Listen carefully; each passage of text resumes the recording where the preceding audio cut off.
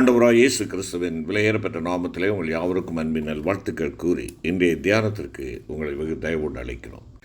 இன்றைய தியான பகுதி பரிசுத்த லூக்கா 5ஆம் அதிகாரம் 1 முதல் 11 வசனங்கள். பரிசுத்த லூக்கா 5ஆம் அதிகாரம் 1 முதல் 11 வசனங்கள். தியான வசனம் 4ஆம் வசனம். லூக்கா 5:4. ஆழத்திலே தள்ளி கொண்டு போய் மீன் பிடிக்கும்படி உங்கள் வலைகளை போடுங்கள். ஆழத்திலே தள்ளி கொண்டு போய் மீன் பிடிக்கும்படி உங்கள் வலைகளை போடுங்கள். அருமையான கர்த்தருடைய பிள்ளைகளே, கையின் பிரயாசத்தை கண்டு மகிழ்ச்சி அடையக்கூடிய ஒரு நேரம் கலக்கமுள்ள ஒரு நேரமாக இருக்கிறது. காலைதோறும் கடற்கரையிலே பார்ப்போம் என்றால் மீனவர்கள் மகிழ்ச்சியோடு வருவார்கள். மீன்பிடித்து கொண்டு தங்களுடைய முயற்சி, தங்களுடைய பலன் இவைகளை பெற்று அனுபவித்த அந்த மகிழ்ச்சியோடு ஆசீர்வாதத்தோடு கரைகளிலே நின்று மீன்களை அவர்கள் விற்கின்ற காட்சி கண்கொள்ளா காட்சியாக இருக்கும். அப்படிப்பட்ட சூழ்நிலையிலே இங்கு வேறு விதமான ஒரு காரியம் நடைபெறுகிறது. மகிழ்ச்சி இல்லை, சந்தோஷம் இல்லை. கையிலே கொண்டு போன வலைகள் பிரயோஜனமற்றவைகளாக காணப்பட்டது. மீன்பிடிக்க வேண்டிய நேரத்தில் மீன்பிடிக்க சென்றார்கள், மீன் கிடைக்கவில்லை. மாறாக மன வேதனையோடு கடற்கரையிலே நின்று கொண்டு கலங்கின ஒரு முகத்தோடு அவர்கள் காணப்படுகிறார்கள். அப்படிப்பட்ட வேளையிலே கவலையை மாற்றி களிப்பாக்குகிற தேவன் அந்த இடத்திலே வருகிறார். அதைத்தான் இந்த 5ஆம் அதிகாரத்திலே லூக்கா எழுதின சுவிசேஷத்திலே பார்க்கிறோம்.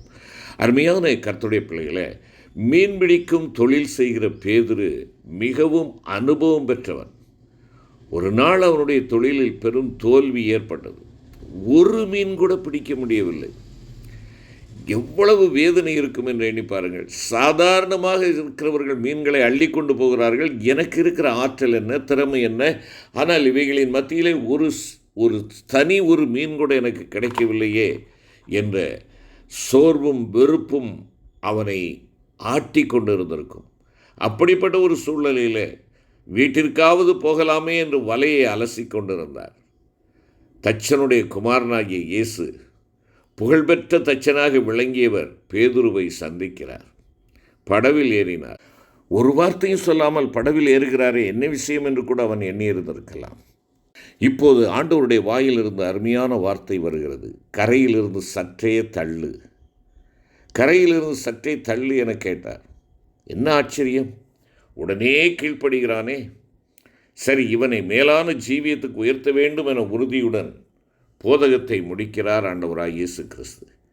அடிக்கடி அவருடைய பார்வை பேதுருவின் மேல் விழுந்தது. விரைவில் செய்தியை முடித்தார். ஆழத்திலே தள்ளி கொண்டு போய் மீன் பிடிக்கும்படி உங்கள் வலைகளை போடுங்கள் என்பதாக கூறுகிறார். ஆழத்திலே தள்ளி கொண்டு போய் மீன் பிடிக்கும்படி உங்கள் வலைகளை போடுங்கள் என்றார். தச்சு தொழில் செய்த இயேசு பேதுருவை பார்த்து இப்படி சொல்லலாமா? மீன்பிடிக்க நேரம் இரவு நேரம் அல்லவா? ஆண்டவராய் இயேசு இப்படி பகலில் போகச் சொல்லலாமா? இவருக்கு என்ன அனுபவம் இருக்கிறது, என்னதான் நடக்கும் என்று பார்ப்போமே என்று அந்த பேதுரு கூட எண்ணி இருந்திருக்கலாம். அருமையான கர்த்தருடைய பிள்ளைகளே, இங்கே நாம் பார்க்கின்ற காரியம், இயேசுவுக்கு கீழ்ப்படிந்து பேதுரு ஆழத்துக்கு போகிறார். இயேசுவுக்கு கீழ்ப்படிந்து ஆழத்துக்கு போகிறார் பேதுரு. பேதுரு இரவு முழுவதும் பல இடங்கள் மட்டுமல்ல, ஆழமான இடங்களுக்கும் போயிருக்கலாம். அவர் ஒரு கடல் குழந்தை என்றே சொல்லலாம். கடலிலே எல்லா பகுதியும் அவருக்கு வெகு நன்றாக தெரியும். எந்த பகுதியில் என்ன மீன்கள் கிடைக்கும், என்னென்ன நீரோட்டங்கள் உண்டு, எல்லாம் அவர் அறிந்த ஒரு காரியம். ஆகையினாலே நிறைய நேரங்களிலே அவர் ஆழங்களுக்கு போயிருக்கலாம். ஆண்டவராய் இயேசு கிறிஸ்து அவரை சந்தித்ததும் இல்லை, அவர் ஆழத்துக்கு போகச் சொன்னதும் இல்லை. தோல்வியடைந்த மனிதனாக இயேசுவுக்கு முன் நிற்கிறார். இப்போது இயேசு ஆழமான இடத்துக்கு போகும்படி கூறுகிறார். உடனே பேதுரு கீழ்ப்படுகிறார். பலமுறை ஆழத்துக்கு சென்றவன், ஆனால் இம்முறை ஆண்டவர் சொற்படி ஆழத்திற்கு செல்லுகிறான். என்னை கேட்டுக்கொண்டிருக்கிற அருமையான சகோதரனே, சகோதரியே, நாம் ஆழமான ஜீவியம் செய்ய வேண்டியது மிக மிக அவசியம்.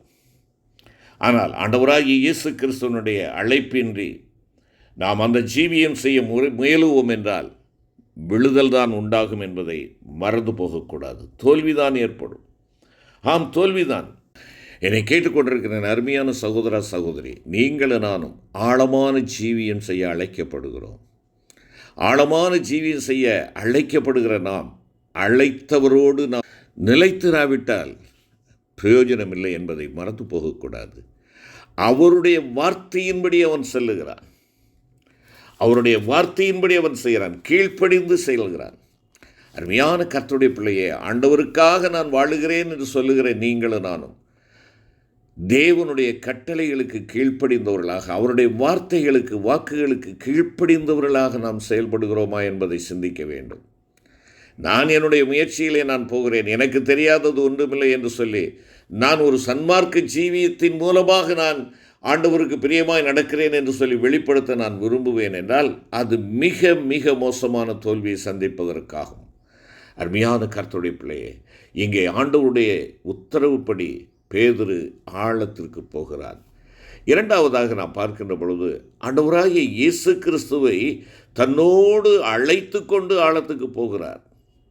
ஆண்டவராகிய இயேசு கிறிஸ்துவை தன்னோடு அழைத்து கொண்டு ஆழத்துக்கு போகிறார்.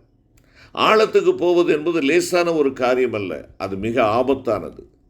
ஆழம் மனிதனுக்கு பிரியமே கிடையாது, யாரும் விரும்புவதில்லை, பயப்படுகிறான் மனிதன். ஆனால் பேதுரு ஆழத்துக்கு போகும்போது போகச் சொன்ன அந்த இயேசு கிறிஸ்துவையே கூட கூட்டிக் கொண்டு போவது குறிப்பிடத்தக்கது. ஆம், ஆண்டவராகிய இயேசு கிறிஸ்துவை தன்னோடு கூட அழைத்து கொண்டு செல்கிறார். அருமையான சகோதரா சகோதரியே, இங்கே அதே கடல், அதே மீன்பிடி வலைகள், அதே மீன்பிடிக்கிற மக்கள், ஆனால் மீன்பிடிக்கக்கூடிய நேரம் அல்ல அது.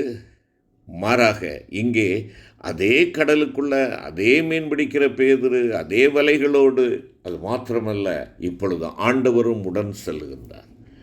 ஆண்டவரும் உடன் செல்லுகின்றார். அதை எப்படி நாம் அறிந்து கொள்ள முடியும்? இங்கே அவன் சொல்லுகிறான், ஐயரே, முழுவதும் நாங்கள் பிரயாசப்பட்டும் ஒன்றும் அகப்படவில்லை, ஆனாலும் உம்முடைய வார்த்தையின்படியே வலையை போடுகிறேன் என்றார். இங்கே ஆண்டவருடைய வார்த்தையின்படியே வலையை போடுகிறேன் என்றார். வார்த்தை தேவனுடையது, அந்த வார்த்தைக்கு சொந்தமானவர் தேவன், அவனோடு வருகிறார். அருமையான கர்த்தருடைய பிள்ளைகளே, வார்த்தையினாலே வையகத்தை உண்டாக்கின ஆண்டவர், வார்த்தை மாம்சமாகி மனுஷர்களுக்குள்ளே வாசம் பண்ணுகிறார் என்ற வார்த்தையின் பிரகாரமாக இங்கே ஆண்டவருடைய வார்த்தையை அவன் எடுத்து செல்லுகின்ற பொழுது கர்த்தராகிய இயேசு கிறிஸ்துவை அவனோடு கூட செல்லுகிறார். அந்த ஒரு தன்னம்பிக்கையோடு அவன் என்ன செய்கிறான்? ஆண்டவரை கூட கூட்டிக் கொண்டு போவது மிக அருமையான ஒரு காரியம். அருமையான தேவ பிள்ளையை, நீ இப்பொழுது எங்கே நிற்கிறாய்? எந்த இடத்திலே நீங்களும் நான் நின்று கொண்டிருக்கிறோம்? ஆழமான இடத்தில் நிற்கலாம். நீ ஒரு சிறந்த தொழில் அல்லது வியாபாரம், உத்தியோகம் செய்யக்கூடியவராக இருக்கலாம். பெரிய வேலை, வகை வகையான ஊழியம் செய்யலாம். அற்புதம் அடையாளம் கூட செய்து இயேசு கிறிஸ்து உன்னுடன் இருப்பதாக நீ நினைத்து கொண்டு இருக்கலாம். 12வது வயதில் பிரயாணக்காரர் கூட்டத்தில் இருப்பார் என்று அவருடைய பெற்றோர் நினைத்தார்கள். இயேசு கிறிஸ்துவோ அந்த கூட்டத்தில் இல்லை அல்லவா? தேவனுடைய ஆவி தன்னை விட்டு விலகினதை அறியாதிருந்தார் அல்லவா சவுல் ராஜா? தேவன் தன்னை விட்டு விலகினதை அறியாமல் எப்போதும் போல உதறி போட்டு வெளியே போவேன் என்று சொன்னான் அல்லவா சிம்சோன்? நீ ஆழமான இடத்தில் நிற்கலாம். தேவன் உன்னை ஆழமான ஜீவியத்திற்கு நேராக அழைத்து உன்னை அனுப்பி இருக்கலாம். அருமையான கர்த்தருடைய பிள்ளையே, ஆனால் அந்த ஆழமான ஜீவியத்திலே உன் ஆண்டவர் உன்னோடு கூட இல்லை என்றால் உன்னுடைய காரியங்களெல்லாம் அபத்தமானது என்பதை மறந்து போகாதே. ஆண்டவராகிய இயேசுவே உன்னை ஆழத்துக்கு போக அனுப்பியிருக்கலாம். ஆனால் ஆழமான இடத்தில் இயேசு உன்னுடன் இருக்கிறாரா என்பதை தற்பரிசோதனை செய்து பார். உன்னுடைய எல்லா தேவனுக்காக செய்கிற எல்லா முயற்சிகளும் பாராட்டுக்குரியது, ஆனால் அவைகளின் மத்தியிலே ஆண்டவராகிய இயேசு கிறிஸ்து உன்னோடு இருக்கிறாரா? ஜான் வெஸ்லி போதகர் ஆண்டவராகிய இயேசு கிறிஸ்துவுக்கு தன்னை அர்ப்பணிப்பதற்கு முன்பாகவே பல ஆயிரம் பிரசங்கங்களை செய்தவர். ஆனால் என்று தேவனுக்கு கீழ்ப்படிந்து தேவனுடைய மனிதனாய் மாறினாரோ அதற்கப்புறமாக உள்ள அவருடைய ஜீவியம், அந்த ஆழமான ஜீவியம் மிகுந்த வல்லமையான ஜீவியமாக காணப்பட்டது. கொலோசையர் 2ஆம் அதிகாரம் 6வது வசனத்திலே பவுல் கூறுகின்ற பொழுது, நீங்கள் கர்த்தராகிய கிறிஸ்து இயேசுவை ஏற்றுக்கொண்டபடியே அவருக்குள் வேர் கொண்டவர்களாகவும் அவர் மேல் கட்டப்பட்டவர்களாகவும் அவருக்குள் நடந்து கொண்டு என்று எங்கே சொல்லுகிறார். நாம் ஆண்டவராகிய இயேசு கிறிஸ்துவை ஏற்றுக்கொண்டது உண்மை. அவருடைய வார்த்தையை ஏற்றுக்கொண்டது உண்மை, அவருக்காக ஆழத்திலே செல்வது உண்மை. ஆனால் ஏற்றுக்கொண்டபடியே வேர்கொண்ட ஒரு வாழ்க்கை என்னிடத்திலே இருக்கிறதா? அவருக்குள்ளாக வேர்கொண்ட ஒரு வாழ்க்கை. நான் ஆண்டவருக்கும் ஊழியம் செய்கிறேன், உலகத்திற்கும் ஊழியம் செய்கிறேன் என்று சொல்லுகிறதல்ல. ஆண்டவருக்கு மாத்திரம் அவரோடு இணைக்கப்பட்ட அவருக்குள்ளாக நிலைத்திருக்கும் வாழ்க்கையே மிகவும் அவசியம் என்பதை உணர்ந்து கொள்ள வேண்டும். நிறைவாக நாம் பார்க்கின்ற பொழுது இயேசுவை விசுவாசித்து ஆழத்துக்கு போகிறார். அனுப்பினவருக்கும் அனுப்பப்பட்டவருக்கும் ஒரே நோக்கம், மீன் பிடிக்க வேண்டும். பேதுரு ஒரு காரியம் செய்ய வேண்டும். ஆபிரகாம் ஈசாக்கை பலியிட கத்தியை ஊங்கினது போல பேதுரு இப்பொழுது வலையை வீச வேண்டும். தோல்வியடைந்த பேதுரு, ஐயரே, முழுதும் எனக்கு ஒன்று கிடைக்கவில்லை, இப்பொழுது உம்முடைய வார்த்தையின்படியே வலையை போடுகிறேன் என்று தன்னுடைய பழைய வலையே மறுபடியும் போட்டார். ஆம், அதிசயம் பிறந்தது. வலை கிழிந்து போகத்தக்கதாக மீன் கிடைத்தது. ஆச்சரியப்பட்டான். தன்னை பாவி என்று இப்பொழுது அறிக்கை செய்கிறான். அருமையான கர்த்தருடைய பிள்ளையே, உன்னுடைய தொழிலில், வியாபாரத்தில், உன்னுடைய உத்தியோகத்தில், உன்னுடைய ஜீவியத்தில், உன்னுடைய ஊழியத்தில் நீ தோல்வியடைந்த நிலையை நீ உணர்கிறாயோ? ஒரு ஆத்துமாவை கூட ரட்சிக்காமல் கரையில் நின்று கொண்டிருக்கும் ஊழியனாக நீ காணப்படுகிறாயோ? கரையில் நிற்க ஆண்டவருக்கு பிரியமில்லை. ஆழத்துக்கு போக வேண்டும். வாருங்கள், ஆழமான இடத்திற்கு செல்லுவோம், ஆழமான ஜீவியம் செய்வோம். தேவனுக்காக ஆத்துமாக்களை கொள்ளையாடின பொருட்களாக கொண்டு வர ஆண்டவர் நம் ஒவ்வொருவருக்கும் கிருபை செய்வாராக. ஆமேன்.